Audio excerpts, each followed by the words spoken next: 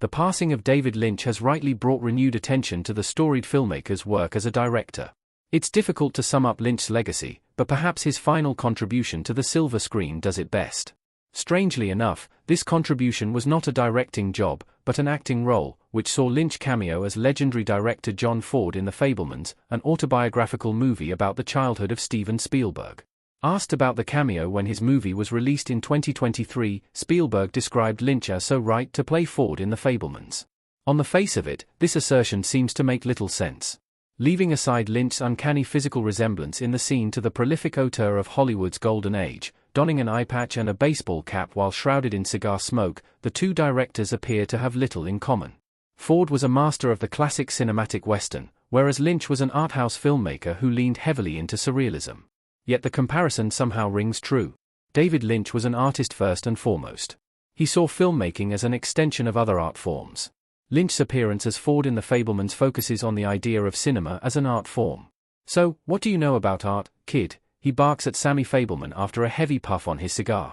When Sammy begins to profess his love for Ford's films, the director cuts him off. "No, art," he scolds. He then has Sammy observe the difference between two paintings hanging on the wall of his office. This is the first reason why Spielberg was so right to cast Lynch in the role. He was an artist who placed his work as a filmmaker right alongside his passion for painting and music. David Lynch's best movies and TV shows rank among the most highly regarded works of art of the past half-century. They are made with the same aesthetic appreciation that an impressionist painter or a classical composer might have for their work.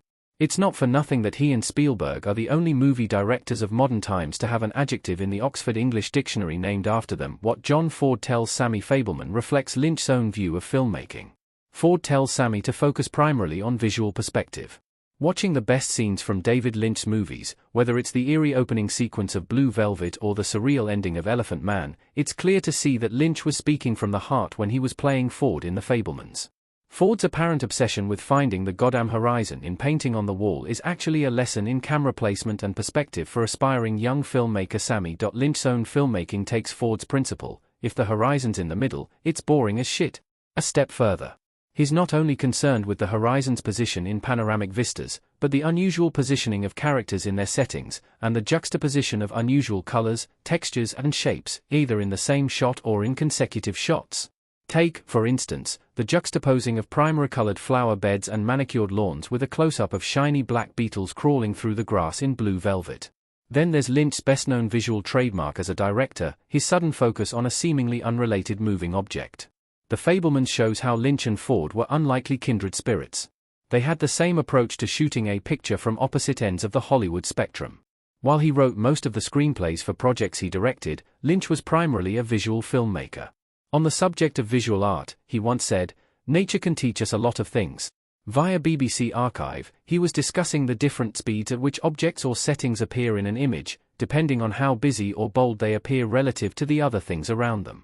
This observation on the importance of contrast in an image could just as easily have been made by John Ford, who was a master of visual framing with nature as his guide. Incidentally, Spielberg has described nature as a character in Ford's pictures via AFI, something which is best demonstrated in the director's 1956 masterpiece The Searchers. Ford used the spatial and temporal dimensions of the film camera to determine what would appear in a scene, just as Lynch pushed the boundaries of what a camera could show to generate an emotional response. It's true that Ford was a director of big-budget westerns, with a record-breaking run of Oscar wins as director, while David Lynch was an outsider whose movies struggled to break even. But although they appeared to stand at opposite ends of the Hollywood cinematic spectrum, the two directors had the same first principles when it came to shooting a movie. Essentially, they agreed that it was about pointing the camera at something interesting, and trying to make a work of art.